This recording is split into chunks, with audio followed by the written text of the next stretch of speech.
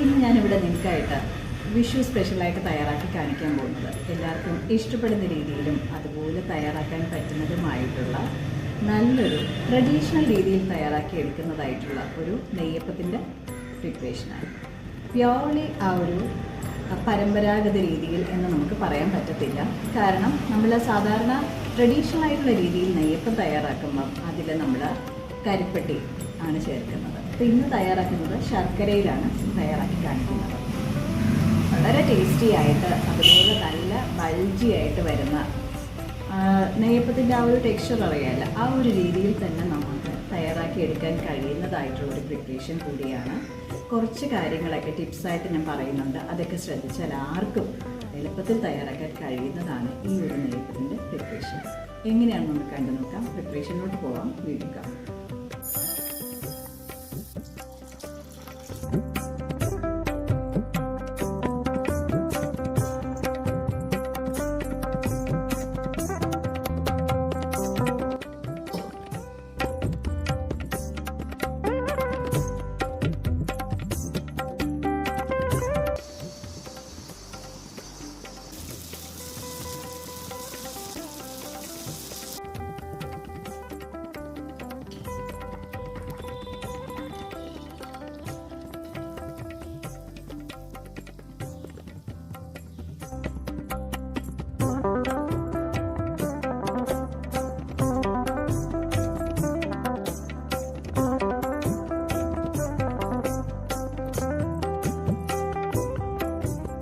നെയ്യപ്പം തയ്യാറാക്കുന്നതിന് ആദ്യം തന്നെ നമുക്ക് 2 കപ്പ് പച്ചരി കുതിർക്കാനായിട്ട് വെക്കേണ്ടതാണ്. പച്ചരി നമ്മൾ 6 മണിക്കൂർ കുതിർക്കാനായിട്ട് വെക്കേണ്ടതാണ്. അതിനുശേഷം ഒരു സ്ട്രെയിനറിലിട്ട് നമ്മൾ നല്ലപോലെ വെള്ളം വാർന്നു പോകാനായിട്ട് വെച്ചതിന് ശേഷമാണ് മിക്സ്ഡ് ജാറിലിട്ട് അരച്ചെടുക്കേണ്ടത്. നെയ്യപ്പം തയ്യാറാക്കുന്നതിന് ഇനി ആവശ്യമായിട്ടുള്ളത് ശർക്കരപ്പാനി തയ്യാറാക്കുകയാണ്. അപ്പം അതിനായിട്ട് ഞാനിവിടെ 350 ഗ്രാം ശർക്കര എടുത്തിരിക്കുകയാണ്. അതായത് 2 ഉണ്ട ശർക്കരയുണ്ട്. അത് നമുക്കൊന്ന് തല്ലി പൊട്ടിച്ചതിന് ശേഷം 3/4 കപ്പ് വെള്ളം ഒഴിച്ച് ഒന്ന് ഉരുക്കി എടുത്ത് അരിച്ചു വയ്ക്കേണ്ടതാണ്. ഇപ്പം നമ്മുടെ നെയ്യപ്പം തയ്യാറാക്കുന്നതിന് നമുക്കിനി അടുത്ത് ബാറ്റർ തയ്യാറാക്കണം. പുറത്ത് നല്ല മഴയുടെ ആ ഒരു ഡിസ്റ്റർബൻസ് കാരണം ഞാൻ പറയുന്നത് ക്ലിയർ ആയിരിക്കത്തില്ല. ഇപ്പം ഞാനിപ്പോൾ ഒരു മിക്സ്ഡ് ബൗളിൽ നമ്മളെടുത്ത് വെച്ചിരിക്കുന്ന, അതായത് അരി വാർന്ന് വെച്ചിരിക്കുന്ന അരി ഇതിലോട്ട് ഇട്ട് ഒന്ന് അരച്ചെടുക്കാൻ പോവുകയാണ്. ഇപ്പോൾ പകുതി അരി ഇപ്പോൾ ചേർത്ത് കൊടുത്തു. നമുക്കതിൽ ശർക്കര പാനി അരിച്ചൊഴിച്ച് നമുക്കൊന്ന് അരച്ചെടുക്കാം. പകുതി ശർക്കര ഇപ്പോൾ ചേർക്കുകയാണ്. 1/4 ടീസ്പൂൺ നല്ല ജീരകം ചേർത്ത് കൊടുക്കാം. 8 ഏലക്ക അതിൻ്റെ കുരു മാത്രമായിട്ട്, സീഡ് മാത്രമായിട്ട് വെച്ചിരിക്കുകയാണ്. അത് നമുക്കിതിൽ ചേർത്ത് കൊടുക്കാം. ഇനി ഇതിലേക്ക് 1/4 ടീസ്പൂൺ മധുരം ബാലൻസ് ചെയ്യാനായിട്ട് ഉപ്പ് ചേർത്ത് കൊടുക്കാം. അരച്ചെടുത്തിട്ട് വരാം. ചെറിയ തരിതരിപ്പോടെയാണ് അരച്ചെടുക്കേണ്ടത്. അടുത്ത ബാച്ച് നമുക്ക് ഇതുപോലെ തന്നെ അരച്ചെടുത്തിട്ട് വരാം. ബാക്കി ശർക്കര കൂടെ ഇതിൽ ചേർത്ത് ഒരു 3 ടേബിൾ സ്പൂൺ ശർക്കര നമുക്ക് മാറ്റി വയ്ക്കാം. ബാക്കി എല്ലാം ഇതിൽ അരിച്ചൊഴിച്ച് നമുക്ക് ഇതും കൂടെ ചേർത്തൊന്ന് അടിച്ചെടുക്കാം മിക്സിൽ. ഈ ഒരു മിക്സിഡ് ജാറിലേക്ക് നമുക്ക് ഒരു 3 ടേബിൾ സ്പൂൺ മൈദ മാവ് കൂടെ ചേർത്ത് കൊടുക്കാം. നമ്മൾ നേരത്തെ അതും കൂടെ ചേർത്ത് അടിച്ചെടുക്കേണ്ടതായിരുന്നു. ഞാനിപ്പോൾ അത് വിട്ടുപോയി. നമ്മൾ ഉരുക്കി വെച്ച ശർക്കരയിൽ നമ്മൾ കുറച്ച് ബാക്കി നാളത്തേക്ക് എടുത്ത് വെച്ചിട്ടുണ്ട്. അതിൽ നിന്ന് നമുക്ക് ഒരു കുറച്ച് ഇതിലോട്ട് ചേർത്ത് കൊടുക്കാം. അപ്പോൾ ഇപ്പം ഒരു ടേബിൾ സ്പൂൺ ആണ് ശർക്കര പാനിയാണ് ഇരിക്കുന്നത്. ബാക്കി ഇതിൽ ചേർത്ത് ഒന്ന് അരച്ചെടുത്തിട്ട് വരാം. അരച്ച മൈദ മാവ് നമുക്ക് ഇതിലോട്ട് ചേർക്കാം. ഈ ഒരു ബാറ്ററിലോട്ട് ഞാൻ 1 ടേബിൾ സ്പൂൺ എള്ള്, അപ്പോൾ എള്ളൊക്കെ നിങ്ങൾക്ക് ആവശ്യം പോലെ ചേർത്ത് കൊടുക്കാം, നിങ്ങൾക്ക് താല്പര്യം അനുസരിച്ച്. അപ്പോൾ അത് ഞാൻ ചേർത്ത് കൊടുക്കാം. 2 ടേബിൾ സ്പൂൺ വേണമെങ്കിലും ചേർക്കാം. എള്ള് നല്ല ശരീരത്തിന് നല്ലതാണ്. അപ്പോൾ അതുകൊണ്ട് നമുക്ക് എത്ര വേണമെങ്കിലും ചേർക്കാവുന്നതാണ്. ഇനി നമുക്കിതിലേക്ക് ഒരു 2 ടീസ്പൂൺ ഗീ കൂടെ ചേർത്ത് കൊടുക്കാവുന്നതാണ്. ഗീ ചേർത്ത് കൊടുത്തു. ഇനി നല്ലപോലെ തന്നെ ഒന്ന് മിക്സ് ചെയ്യാം നമുക്ക്. ഇപ്പോൾ ബാറ്റർ കാണുമ്പോൾ കുറച്ച് ലൂസായിട്ട് തോന്നും. അത് നാളെ ആകുമ്പോൾ കുറച്ചുകൂടെ പുളിച്ച് വരുമ്പം അത് ടൈറ്റ് ആവും. ഇപ്പോൾ ഞാനിപ്പോൾ രാത്രിയാണ് അരച്ച് വെച്ചത്. നാളെ രാവിലെയാണ് നമ്മൾ നെയ്യപ്പം ചുട്ടെടുക്കാനായിട്ട് പോകുന്നത്. അപ്പോൾ ആ ഒരു സമയം നമുക്ക് വേണമെങ്കിൽ ഇതിൽ തേങ്ങാക്കൊത്ത് ചേർക്കാവുന്നതാണ്. ഇപ്പോൾ ട്രഡീഷണലായിട്ട് നമ്മൾ നെയ്യപ്പത്തിനൊന്നും ചേർക്കാറില്ല. അതുകൊണ്ട് ഞാനിപ്പോൾ അത് ചേർക്കുന്നില്ല. പിന്നെ എള്ള് വേണമെങ്കിൽ കുറച്ചുകൂടെ രാവിലെ വേണമെങ്കിൽ ചേർക്കാം. അപ്പോൾ ഇതിപ്പോൾ ഈ ഒരു പരുവത്തിൽ ഇതിലാണ് ഇരിക്കുന്നത്. അതായത് നമ്മൾ നെയ്യപ്പത്തിൻ്റെ മാവ് എപ്പോഴും വന്ന് ദോശമാവിൻ്റെ അത്രയും ലൂസാവരുത്, ഇഡലി മാവിൻ്റെ അത്ര ടൈറ്റും ആവരുത്. അതിൽ ചെറിയൊരു തരിതരിപ്പും ഉണ്ടാവണം. കണ്ടോ? അപ്പോൾ ആ സ്പൂണിൽ നിങ്ങൾ നോക്കുമ്പോൾ അറിയാം അതിൽ ചെറിയൊരു തരിതരിപ്പ് ഉള്ളതായിട്ട്. നമ്മളിങ്ങനെ തൊട്ട് നോക്കുമ്പം അതിൽ ആ ഒരു തരിതരിപ്പ് ഉണ്ട്. ആ ഒരു തരിതരിപ്പ് നമുക്കതിൽ വേണം, എന്നാലേ നെയ്യപ്പം കറക്റ്റായിരിക്കത്തുള്ളൂ. അപ്പോൾ തണുപ്പാണെങ്കിൽ നമ്മൾ ഒരു 12 മണിക്കൂറെങ്കിലും നമ്മൾ പുളിക്കാനായിട്ട് വെക്കണം, ഫെർമെൻറ്റ് ചെയ്യാനായിട്ട്. അല്ലെങ്കിൽ നമ്മളൊരു 8 മണിക്കൂറൊക്കെ വെച്ചാൽ മതി. ഇത് നല്ലപോലെ ഇനി പുളിച്ചതിന് ശേഷം നമുക്ക് രാവിലെ തന്നെ നെയ്യപ്പം ചുട്ടെടുക്കാം. ഇപ്പോൾ നമ്മൾ രാവിലെയാണ് മാവ് അരയ്ക്കുന്നതെങ്കിൽ രാത്രി ചുട്ടെടുക്കാവുന്നതാണ്. ഓക്കെ,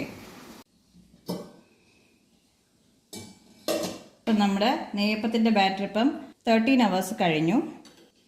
ഉണ്ടോ, കറക്റ്റ് ആ ഒരു തിക്നെസ്സാണ്. നല്ലപോലെ പുളിച്ചൊക്കെ വന്നിട്ടുണ്ട്. ഒന്ന് ഇളക്കിയതിന് ശേഷം നമുക്കത് ചുട്ടെടുക്കാവുന്നതാണ്. ഒരു 13 hours കഴിഞ്ഞു. നമ്മുടെ നെയ്യപ്പത്തിൻ്റെ ബാറ്ററൊക്കെ അങ്ങനെ ആയിട്ട് ഇരിപ്പുണ്ട്. അപ്പോൾ ഇനി നമുക്ക് ഓയിൽ കടായിൽ ചേർത്ത് കൊടുക്കാം. അപ്പോൾ നമ്മൾ മാവ് ഒഴിക്കുമ്പം നല്ല പോലെ തന്നെ ചൂടായതിന് ശേഷം ഫ്ലെയിം കുറച്ചിട്ട് വേണം ഒഴിക്കാൻ. അതുപോലെ നമ്മൾ താത്തി വേണം ഒഴിച്ചു കൊടുക്കാനായിട്ട്. ആ ചൂട് കൊണ്ട് അത് തനിച്ച് തന്നെ ഇങ്ങനെ പൊന്തി വരും. അപ്പോൾ നോക്കിക്കോ, അപ്പോൾ തനിച്ച് തന്നെ അതങ്ങനെ ബൾജ് ചെയ്ത് വരും. അപ്പോൾ ഈ ഒരു സമയം ഫ്ലെയിം കൂട്ടി വെച്ചിരിക്കുകയാണ് ഞാൻ. ഭയങ്കര കൂട്ടിയല്ല, മീഡിയത്തിനേക്കാളും കുറച്ചുകൂടെ കൂടിയിരിക്കുകയാണ്. കണ്ടോ, നല്ല പോലെ അത് ബൾജ് ചെയ്ത് വരും. അപ്പോൾ ബൾജ് ചെയ്ത് വന്നോടെ നമ്മളിങ്ങനെ പുറത്തോട്ട് കുറച്ച് ഓയിൽ ഇങ്ങനെ ഒഴിച്ചു കൊടുക്കണം അതിൽ നിന്ന്. എന്നിട്ട് നമ്മൾ ഫ്ലെയിം ഒന്ന് കുറയ്ക്കണം. പിന്നെ ആ ഒരു ഫ്ലെയിമിൽ കിടന്നത് കുറച്ചൊന്ന് വെന്ത് വന്നതിന് ശേഷമേ നമ്മൾ മറിച്ചിടാവൂ. അല്ലാന്നുണ്ടെങ്കിൽ അകമൊന്നും വേവത്തില്ല. കുറച്ചൊന്ന് വെന്ത് വരട്ടെ. അപ്പോൾ കണ്ടോ, ഈ ഒരു ഹീറ്റാണ് ഞാൻ പറഞ്ഞ ആ ഒരു ലോ ഫ്ലെയിം എന്ന് പറയുന്നത് ഇതാണ്. അപ്പോൾ ഈ ഒരു അളവിനാണ് നമ്മൾ നെയ്യപ്പം തിരിച്ചും മറിച്ചും കുറച്ച് നേരം ഇടുന്നതായിട്ടുള്ളത്. അപ്പോൾ അതിനുശേഷം നമ്മൾ ഫ്ലെയിം കൂട്ടി വെച്ചാണ് നെയ്യപ്പം എടുക്കുന്നത്. ഈ ഒരു മീഡിയം ഹീറ്റ് എന്നും പറയാൻ പറ്റില്ല, അതിനേക്കാളും താഴ്ത്തിയാണ് ഞാൻ ഇട്ടേക്കുന്നത്. ഇനി പതുക്കെ നെയ്യപ്പം ഒന്ന് മറിച്ചിട്ട് കൊടുക്കുക. അതേ ഫ്ലെയിമിൽ തന്നെ ഒരു 1 മിനിറ്റോ 2 മിനിറ്റോ കിടന്നതിന് ശേഷം നമ്മൾ ഫ്ലെയിം നല്ല പോലെ കൂട്ടി വെച്ചിട്ട് അങ്ങോട്ടും തിരിച്ചും മറിച്ചും ഒക്കെ ഇട്ടിട്ട് വേണം നമ്മൾ നെയ്യപ്പം എടുക്കാനായിട്ട്. ഞാനിത് ഫുൾ എങ്ങനെയാണെന്ന് കാണിച്ചു തരാൻ വേണ്ടിയാണ് ഈ ഒരു ഫ്ലെയിമിൻ്റെ ആ ഒരു അളവും ഒക്കെ കാണിച്ചു തരുന്നത്. ഇപ്പം ഫ്ലെയിം ഞാൻ ഇച്ചിരി കൂട്ടി വെച്ചിരിക്കുകയാണ്. അപ്പം എന്നിട്ട് നമ്മൾ നെയ്യപ്പം ഇനി തിരിച്ചിടാൻ പോവുകയാണ്. തിരിച്ചു മറിച്ചു ഇട്ട് ഉടനെ എടുക്കണം. അതായത് നമ്മൾ ഒത്തിരി സമയം നമ്മൾ ഈ ഒരു നെയ്യപ്പം ലോ ഫ്ലെയിമിൽ തന്നെ കിടക്കുകയാണെങ്കിൽ ആകം നല്ലപോലെ തന്നെ കട്ടിയാവും. പുറമേ നമുക്കറിയാം നെയ്യപ്പം എന്ന് പറയുന്നത് കുറച്ച് കട്ടി കൂടുതലായിട്ടുള്ളൂ, ഉണ്ണിയപ്പം പോലെ സോഫ്റ്റ് അല്ല. അപ്പം ഇനി ഈ ഒരു ചൂടിൽ നമ്മൾ കിടന്നിട്ട് അത് 1 മിനിറ്റ് ഇട്ടതിന് ശേഷം നമ്മൾ നെയ്യപ്പം ചുട്ടെടുത്ത് മാറ്റുകയാണ് ചെയ്യുന്നത്. നമുക്കിതങ്ങോട്ട് കോരിയെടുക്കാം. ലാസ്റ്റ് നെയ്യപ്പമാണ്. നമുക്ക് ഈ 1-2 അങ്ങ് ചുട്ട് കഴിയുമ്പോഴേ അതിൻ്റെ ആ ഒരു ടെക്നിക്ക് മനസ്സിലാവുള്ളൂ കേട്ടോ. അപ്പോൾ അതുകൊണ്ട് ഫസ്റ്റ് ആ ഒരു 1-2 ഫെയിലിയറായി എന്നും പറഞ്ഞ് നിങ്ങൾ അങ്ങനെ വിഷമിക്കണ്ട. അപ്പോൾ അത് എല്ലാവർക്കും ശരിയാവുന്ന തന്നെയാണ്. ഈ ഒരു രീതിയിൽ തയ്യാറാക്കിയാൽ നമുക്ക് വേറെ ഒരു പ്രശ്നമില്ല. മാവ് അരച്ച് തയ്യാറാക്കുന്ന രീതി വളരെ എളുപ്പമായിട്ടുള്ളത് തന്നെയാണിത്. അപ്പോൾ നമ്മളത് പൊങ്ങി വന്ന ഉടൻ തന്നെ ഫ്ലെയിം അങ്ങ് കുറച്ച് കൊടുക്കണം, എന്നാൽ മാത്രമേ അകം വേവത്തുള്ളൂ. അതൊക്കെ മാത്രം ഒന്ന് ശ്രദ്ധിച്ചാൽ മതി. അപ്പോൾ ഒരു പെർഫെക്റ്റ് നെയ്യപ്പം നമ്മൾ തയ്യാറാക്കുന്നതിന് കുറച്ച് കാര്യങ്ങൾ ശ്രദ്ധിക്കണം. ആ ഒരു ബാറ്റർ കൺസിസ്റ്റൻസി വന്നിട്ട് ദോശമാവിൻ്റെയും ഇഡലി മാവിൻ്റെയും ഇടയിലുള്ള ആ ഒരു രീതിയിലായിരിക്കണം. പിന്നെ അതിൽ വേറൊരു കാര്യം ശ്രദ്ധിക്കേണ്ടതെന്ന് വെച്ചാൽ നമ്മൾ ഈ മാവ് നല്ലപോലെ ഒന്ന് പുളിച്ചു വരണം. അതൊരു കാര്യമാണ്. ഞാനിപ്പം അത് ചൂട് സമയമാണെങ്കിലും തണുപ്പ് സമയമാണെങ്കിലും വ്യത്യാസമുണ്ട്. അപ്പോൾ 8 to 14 hours നമ്മൾ അതിന് കൊടുക്കണം. അപ്പോൾ ഇൻസ്റ്റൻ്റ് ആയിട്ട് തയ്യാറാക്കാമെന്നൊക്കെ പറയണമെങ്കിലും ഇൻസ്റ്റൻറ്റ് തയ്യാറാക്കുന്നതിനും ഇതൊക്കെ തന്നെയാണ് പ്രശ്നം. ഇതിപ്പോൾ നമ്മൾ സോഡാപ്പൊടിയോ ഒന്നും ചേർക്കാതെ നമ്മൾ ആ ഒരു ഓത്തൻറ്റിക് ആയിട്ടുള്ള രീതിയിലാണ് തയ്യാറാക്കിയിരിക്കുന്നത്. പിന്നെ നിങ്ങൾക്ക് തേങ്ങാക്കൊത്ത് വേണമെങ്കിൽ ഇടാം, പക്ഷെ നമ്മൾ യഥാർത്ഥമായിട്ട് നെയ്യപ്പത്തിൽ അത് ഇടത്തില്ല. അപ്പോൾ ഇങ്ങനെയുള്ള കുറച്ച് കാര്യങ്ങൾ. പിന്നെ അതുപോലെ നല്ല കുഴിവുള്ള ആ ഒരു കടായി ആയിരിക്കണം. അടി നല്ല കനമുള്ള കുഴിവുള്ള കടായിയാണ് ഇതിന് വേണ്ടത്. നെയ്യപ്പത്തിൻ്റെ ആ ഒരു ഷേപ്പ് ആദ്യം നല്ലപോലെ ഫ്ലെയിം കുറച്ച് വെച്ചതിന് ശേഷം പിന്നെ നമ്മൾ ആ നെയ്യപ്പം പൊന്തി വരുമ്പം മീഡിയം ഹീറ്റിലോട്ടാക്കണം. അപ്പോൾ ഇതൊക്കെ ശ്രദ്ധിക്കേണ്ടത്. പിന്നെ അടിയിൽ നമ്മൾ ഇങ്ങനെ കുത്തി ഒന്നും ഇളക്കേണ്ട കാര്യമില്ല. അല്ലാതെ തന്നെ അത് കറക്റ്റായിട്ടുള്ള രീതിയാണെങ്കിൽ അത് പൊങ്ങി വന്നോളും. ഇതെനിക്ക് ആ ഒരു എക്സ്പീരിയൻസ് ഉള്ളതുകൊണ്ടാണ് പറയുന്നത്. ഒരു 1-2 പ്രാവശ്യമൊക്കെ ഞാനും തയ്യാറാക്കി നോക്കിയപ്പോൾ ഇതൊന്നും പൊങ്ങി വന്നിട്ടില്ലായിരുന്നു. പിന്നെ നമ്മൾ അത് നമ്മൾ ഒരു കാര്യം ചെയ്തിട്ട് ഫസ്റ്റ് നടന്നില്ല എന്നുണ്ടെങ്കിൽ അതങ്ങ് വിട്ട് കളയരുത്. പിന്നെ അതിൻ്റെ പോരായ്മ എന്താണെന്ന് കണ്ട് നമ്മൾ അത് കറക്റ്റ് ചെയ്താൽ എല്ലാം നമുക്ക് കറക്റ്റ് ആവും. വിഷു അതുപോലെ നമ്മൾ എന്ത് ഫെസ്റ്റിവൽസൊക്കെ വരുമ്പോൾ ഒക്കേഷൻസിൽ നമുക്ക് തയ്യാറാക്കാൻ പറ്റിയ ഒരു പെർഫെക്റ്റ് ഒരു പ്രിപ്പറേഷനാണ് നെയ്യപ്പം, ഉണ്ണിയപ്പം ഇതെല്ലാം. അപ്പോൾ ഈ പ്രാവശ്യത്തെ വിഷുവിന് എല്ലാവരും ഇതൊക്കെ ഒന്ന് തയ്യാറാക്കി സന്തോഷമായിട്ട് ഇരിക്കുക. ഓക്കെ, നല്ല പെർഫെക്റ്റ് ഷേപ്പിലുള്ള നെയ്യപ്പം.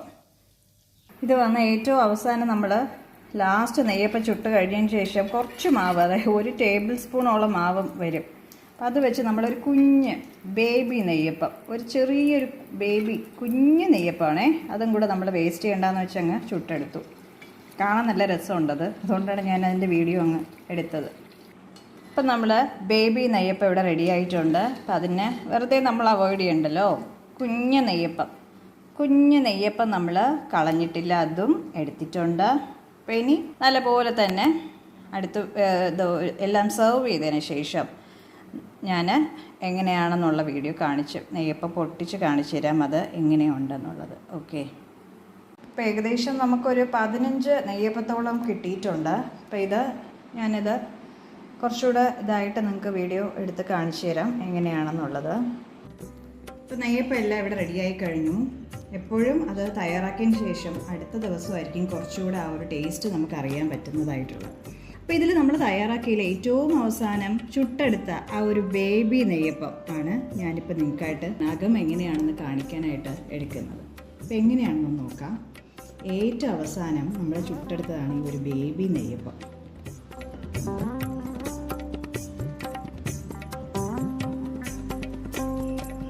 നെയ്യപ്പത്തിൻ്റെ ശരിക്കും ഉള്ള ആ ഒരു ടെക്സ്ചറോട് കൂടിയ നല്ലൊരു ബാറ്റർ കൺസിസ്റ്റൻസിയും എല്ലാം കൂടെ ഉള്ളൊരു നെയ്യപ്പം. കണ്ടോ, അകത്ത് ആരെടുത്തതുപോലെ കാണുന്നുണ്ട്, കാണുമ്പോൾ മനസ്സിലാവുന്നുണ്ടല്ലോ.